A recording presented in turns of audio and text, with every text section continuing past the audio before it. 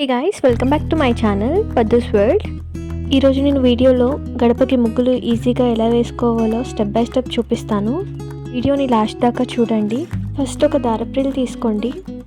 దాని బేస్కి paint apply చేయండి. దాన్ని ఒక ఫ్లవర్ కింద పెట్టండి. కొంచెం స్పేస్ ఇచ్చి మధ్యలో లీవ్స్ వేయండి. ఇలా పెట్టుకుంటే చాలా సింపుల్గా ఈజీగా అయిపోతుంది. తర్వాత ఈ ఫ్లవర్స్కి లీవ్స్ కింద వేయండి.